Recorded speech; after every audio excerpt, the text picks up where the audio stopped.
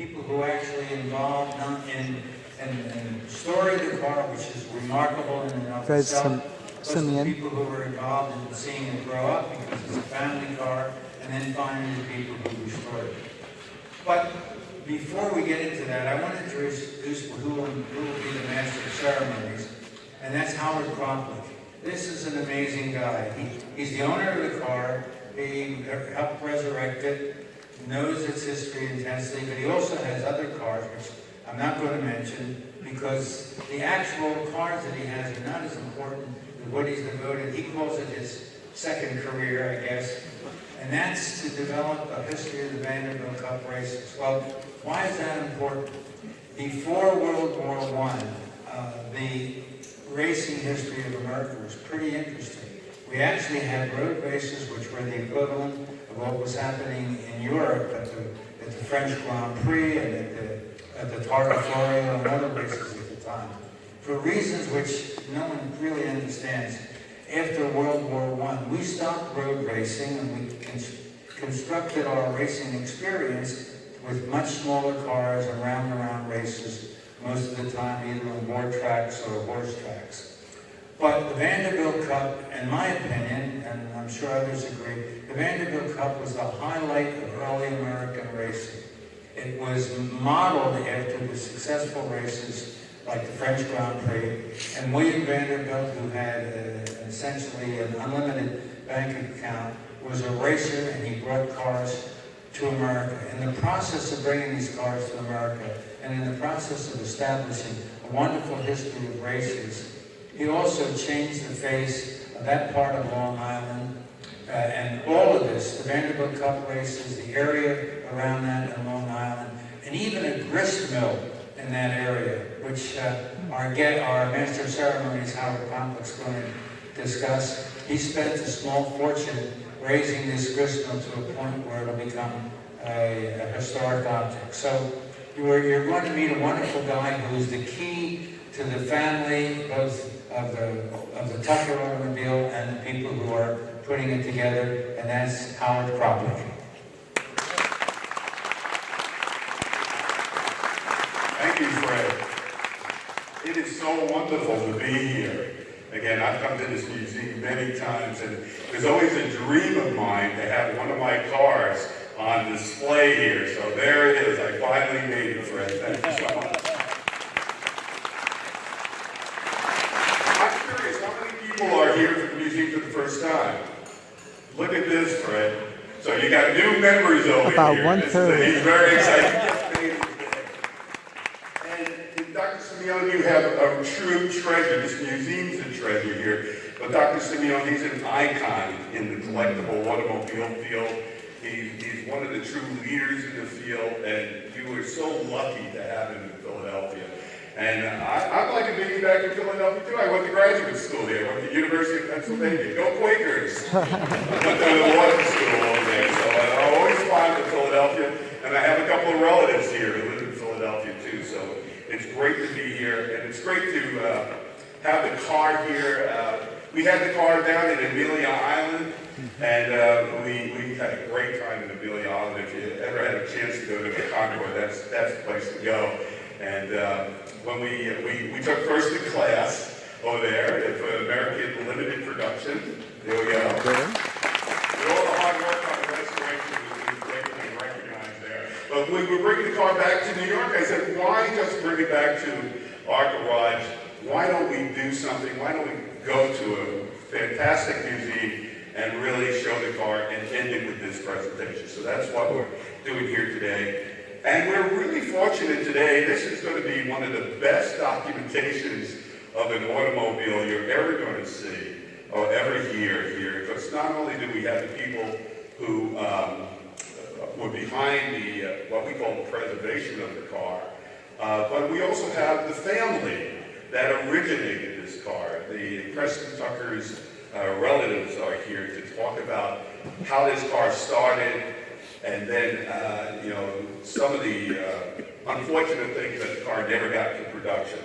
And then we have Rob Ida here who's going to be talking about the adventure of getting this 3-year restoration done in 8 months. This car was, usually a car like this takes anywhere 3 to 5 years. It did take 3 to 5 years, but we compressed it into 8 months. So you'll hear that story as well. Just to give you an idea, we're going to go for about an hour or so. We're going to have John Tucker Jr., the grandson of Preston Tucker's, go and give you an introduction about the family. Then Mark Lieberman, who is really an expert on Tuckers. He's owned several Tuckers. He owned this car before I did. So I purchased this car at auction. He was the owner, and we had a great time. He filled me in exactly what this car was. And once I started talking to Mark, I was sure that I had to buy this car. So he's great. He's going to be talking about the Tucker that he owns right now as well. I'll give you a little brief, I'll come back and talk about Tucker 1044 and a little history of the ownership. Then Mike Tucker, the great-grandson of Preston Tucker, is going to come up and talk about the restoration along with Sean. And you'll see they look kind of similar because they're twins. But Sean has a long beard, and that's the key, okay, when you come up to it. And then finally, Rob Eider's going to come back and talk about, Rob is like an expert in restoration, and he and his team put their heart and soul into the restoration of this car. He'll be talking about that as well. And then Rob and Mike and Sean will talk about some of the projects they're working on right now. So that's the presentation. We'll have some time for Q&A, and then we're going to give the car a ride. So it's rare that you get to see a Tucker. It's even rarer to see a Tucker being driven and to hear it with a helicopter engine. And it's even going to be rarer because we're going to have the Tucker family do the demonstration. So you're going to have Tucker driving a Tucker. And then get those videos out. And then finally, we're going to come back here and we're going to do a book signing. Mike and Sean put together a wonderful book, a restoration book that gives the whole history of the car, and we'll be doing a book signing in this spot. So with that, I turn the program over now to John Tucker Jr. to talk about Preston Tucker, the early life, how the Tucker automobile originated. John?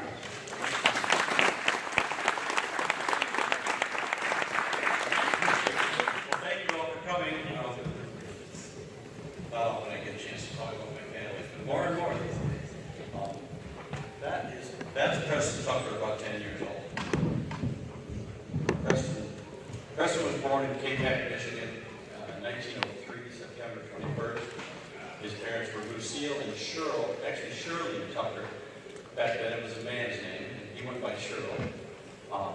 His brother William was born 2 years later, and then in 1907, Shirley got appendicitis, a bad appendicitis attack, and died, leaving Lucille for his boys alone. So she was trained as a school teacher, so she taught in little schoolhouses all over Michigan. Preston was 9 years old. Lucille moved to Lincoln Park, Michigan, because that's where her sister lived, and she could have some support raising the boys. And they grew up fast. Preston he liked cars from the start. He would fix up cars. He worked on cars all the time. He actually went to work when he was 14 or 15 in Cadillac, and was an office boy. First one to use roller skates as an office boy. And he was also buying cars and fixing them up himself, which was his mother finally installed that. Then he started working at the Lincoln Park Police Department as a policeman, and with Prohibition in full swing, he had plenty to do. It was kind of a dangerous job because you're chasing people coming over to Canada and arresting them. I have a picture of him somewhere, not here, but him standing on a big load of bootleg liquor.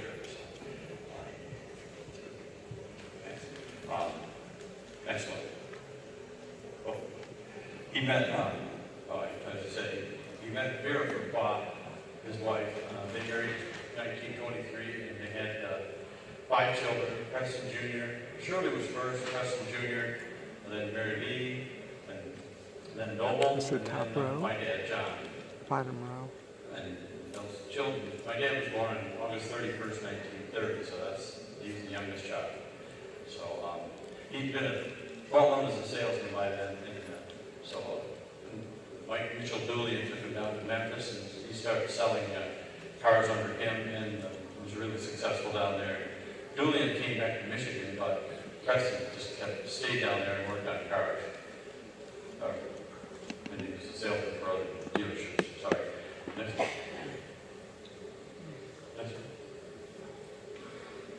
During the early 30s, Preston became interested in Indianapolis.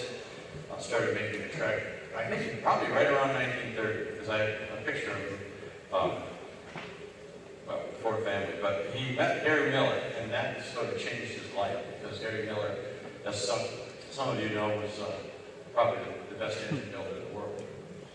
And so he hooked up with him, and they started, they just were natural friends, so they started. My dad said that he actually had a pet monkey, and my dad would go back to the shop and play with the monkey. I never verified that story.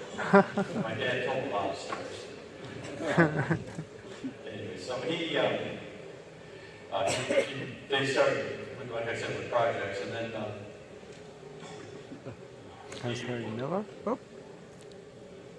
he met with Henry Ford. He actually watched the race with Henry Ford in 1932, and got into his ear. Henry Ford, Harvey Firestone, Preston Tucker, V8 just come out, so he wanted to Benson Ford, promote that, so they started. Henry Ford Jr., and Edsel Ford He at asked Indianapolis, Edsel 1933. Ford actually to give him $25,000 to build 10 race cars for Indianapolis, and they started. Finally, the deal was made a little late, probably in February. They tried to get the cars done, and they did get them done, but there was a fatal flaw in the cars that they were fast too, but didn't stop, and they did very well, and they didn't. The steering box was too close to the exhaust manifold, and they froze up, and the cars wouldn't steer, so they were all out of the race in a few laps. That's the middle Ford.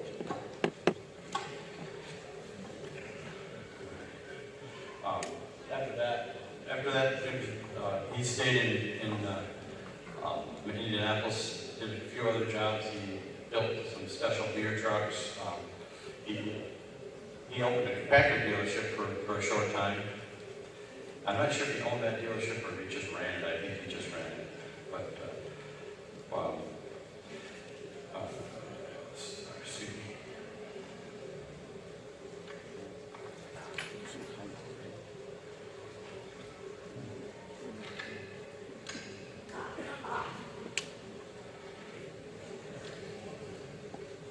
Sorry about that. He went, in the late 30s, he went back to Ypsilanti, where his mother had married a businessman there, and they had a giant house on Park Street, so he took over that house.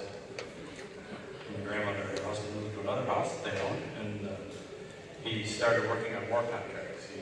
His big break was the Dutch government wanted him to build some special tanks to control their canal. So he came up with the Tucker Tiger tank, and it was a great car, 117 miles an hour, and it was, had a Packard V12 engine in it, and weighed 12,000 pounds. But unfortunately, Hitler invaded the Dutch, and so they were done. They couldn't do that. So he decided to try the U.S. government, and they didn't really like the cheap Tiger, but they did like the turret, and so he helped them develop the turret that later was put on pretty much every airplane that flew.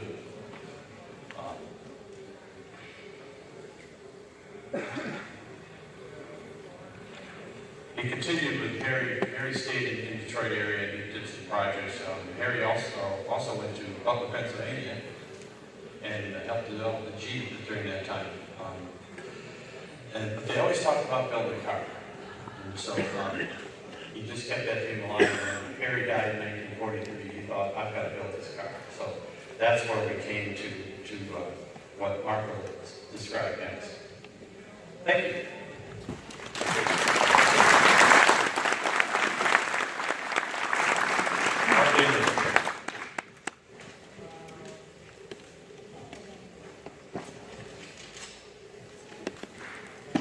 Thank you. All right, following World War II, the American public was excited to start getting back to normal life. They wanted a new automobile, they wanted a new house, and Preston Tucker was bound and determined to provide them an automobile like nothing they had ever seen before. He was not of the idea to continue the warmed-over models of 1942 that the other automated manufacturers were bringing. What he wanted to do was bring something completely different to the marketplace, something that you've never seen before, something that drove different, improved features, better safety, better performance, and everything else that he envisioned he wanted to put in an automobile. So what he started out with was hiring George Lawson, a designer that would ultimately pen these renderings of his dream car, the Tucker Torpedo. He told George, what I want first off in the styling of this, I want an automobile that looks like it's going 100 miles an hour while it's standing still. And he put this together to begin materializing the dream. Following that, he hired additional designers to refine it. Alex Tremulous and his team, and J. Gordon Lippincott and his team. The idea behind this was to go ahead and basically have a little bit of an internal competition. We want both of these guys to work side by side and develop the design that would ultimately be the Tucker 48. Now you can see in these images up here that you've got one side of the car looking slightly different than the other side of the car. And that's because they worked on the same clay models, creating comparisons. You can see some early concepts of them wanting to utilize the center area for a high grille and a different left and right side to the automobile, comparing their different designs. From there, it was refined further. As you can see, it's now starting to take shape a little closer to the Tucker 48. And you see that they had, again, left and right sides were a little different, but now the rear of the car starts to look a little more like the Tin Goose. The engine covering is very similar. The long, straight, 8-crate grille, the exhaust through the bumper, ultimately it went beneath the bumper, and now this car is starting to take shape to something that we all recognize. From there, the rendering went to back to the drawing table, and they had refined the design, which would ultimately be the Tin Goose. From that design, they went straight to building the car. And that turned out to be the car that they toured with. The Tin Goose became famous not only throughout the country, but throughout the world. People were excited to see this. The anticipation of this automobile showing up in their town for them to see was something that drew great crowds. Well, here you see on the left the initial reveal of the car in Chicago. It was a very, very exciting event with great anticipation. There were many delays, and the crowd got very boisterous over time, but ultimately they brought the car out to great fanfare.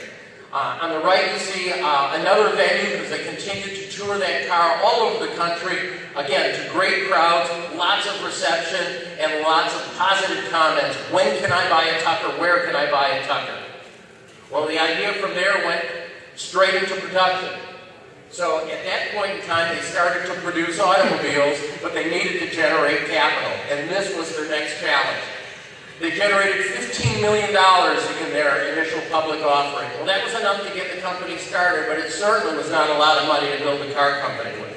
So they needed to do more. They began to promote the car. Well, this brochure was one of their first efforts in the production promotion, and you see it would tout all the various features that made this automobile unique, different than the other cars of the time. And it also promoted safety, much more so than the other cars that existed out there. Well, the next move was to build a dealer network. Their dealer network was promoted very heavily. They brought in people from all over the nation to get excited about spending a few dollars to buy a franchise and start selling these automobiles. As you see on the right, there's the Ida Brothers dealer. You're going to hear from Rob Ida in a little while. And he'll tell you a little bit more about their family experience as a dealer. Next was the accessory program. Well, the biggest and most well-seen accessory that we see today remaining were the radios. The radios were built by Motorola. They were contracted by Tucker to build this radio as an accessory. Since the public was not allowed at that time to place a deposit on a car that wasn't built, the government was already having problems with this concept for Tucker. So they said, well, if I can't go ahead and order a car, then the best way for me to get in line was, well, I can buy an accessory and they'll put me in line to do this. So that's what they did. They started selling accessories that ensured you a position in line to buy a car. Radios were very popular in doing this, and we often see them turn up on eBay and various marketplaces, and people don't realize quite how many radios were built. Well, Tucker contracted Motorola to build 35,000 radios, and they only fit in the Tucker automobile. So when you see these radios popping up in places, you'll say, oh, I found a radio. There must be a Tucker missing a radio. No, there's just another 34,999 out there. The B&B heater was an accessory heater that went under the dashboard. It was a water circulating heater. It was to augment the gas-fired heater that was below the seat. Basically a bomb. So it was good to have this one. Ashtrays were also, or they called them the desk set. Those were also popular in both maroon and in gold. $12.50 bought the gold one. It was a pretty good value. Wow. Tucker luggage was very popular. They sold quite a few of those. A great many of those are gone now because after the Tucker Corporation went away, people just used the Tucker. They used the luggage. They didn't say Tucker on them. There was no distinguishing feature other than we know what were the correct luggage to put in there. So basically they got used up. Seat covers were another popular accessory that were sold. And then following the accessory sales, they went back into production. The idea was, we got to start making cars. We're generating a little bit of money, but if we don't have cars to sell, we're going to be in a lot of trouble. So these are the colors that they produced the car in. They were produced in 6 colors: royal maroon, palomino beige, andante green, black, viola gray, and waltz blue. There was also a 7th color of white that they never used. Of the most recognizable features of this car, center headlight. The Cyclops headlight, being unique for these automobiles, you may find interesting, was actually outlawed in a number of states at the time. They felt that it would be confusing to cars coming towards you. Oddly enough, all 3 lights never lit up when you're going straight. I'll explain that in a second. But they made you cover up that 3rd light. And there were actually plastic covers that you could buy to cover that center light. But the center light only lights up when you have the high beams on and you're 10 degrees or more into a turn. The rear engine was a really, really interesting innovation for Preston. This is an all-aluminum engine that weighs about 300 pounds and it generates 167 horsepower, 390 pounds of torque, and would push this almost 19-foot, 4,200-pound automobile to almost 130 miles an hour. Now think about this. In 1948, what other car could you purchase as a production vehicle that would go 130 miles an hour, let alone this giant 4-door sedan? Pretty unique. The pre-selector, they started out with core transmissions in utilizing this transmission pre-select technology. It was 4 forward gears, 1 reverse. And the core transmission, while it suited the purpose, wasn't robust enough to really handle the power and torque that these engines generated. So they started building their own transmission called the Y1. That Y1 was basically a core system, only on steroids. Wider face gears, a little more robust shift solenoid pattern, a stronger transmission. Torque elastic suspension. It was the only automobile at the time that utilized this rubber torque elastic technology. Now, it was a brilliant technology, but yet it was a little too far ahead conceptually beyond where the science was able to build at the time. They had 3 manufacturers that were making this suspension, and they all failed regularly. And it was only in recent years that a technology came up to be able to make this system work properly. The doors, the airline style doors that were cut into the roof line made it easy to get in and out of the automobile, and you were able to not only have great access, but they had another feature of being able to swap the seats around. So front and rear cushions could be interchanged in order to spread the wear evenly front to back. The pop-out safety windshield was proven effective in the rollover crash of car number 27 in Indianapolis. And then there was the safety crash compartment. This was an interesting concept. The idea was that you would dive into the safety crash compartment and seek harbor instead of getting destroyed in a collision. I don't know that it worked very well, but it was certainly a selling point. They also had the first padded dashboard, as you see, went along the top of the instrument cowl area and then around the car. They consolidated controls and instruments right in front of the driver. This was the first ergonomically designed instrument panel, so you could look at one area for all your information and have an easy reach to all of the controls. It was a very innovative design. They even took the glove box and moved it, tucked it into a side door panel to get it out of the way. Well, ultimately, the SEC became disenchanted as a result of some unfavorable publicity and accusations that were unfounded with Preston. And they initiated an investigation against him. Now, this investigation started shortly after production. So Preston was fighting the press and fake news, as it were, going on for virtually the entire time that he was producing an automobile.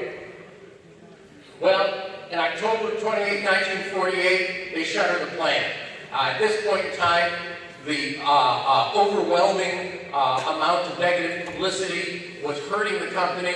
They now had problems in terms of getting materials and parts, and ultimately now they had to, one major objective, they had to get the company clear of this lawsuit and investigation, and they were going to have to resume production following that.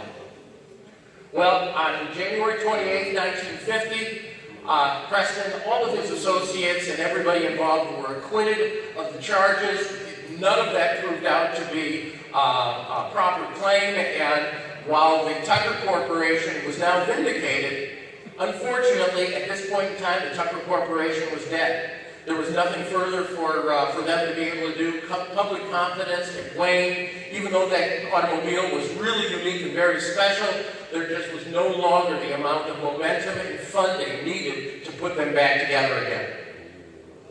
Well, what was next for Preston? He wasn't going to quit, certainly. He was brokenhearted over what had happened. But he had new ideas, and they'll be presented to you shortly. Thank you very much.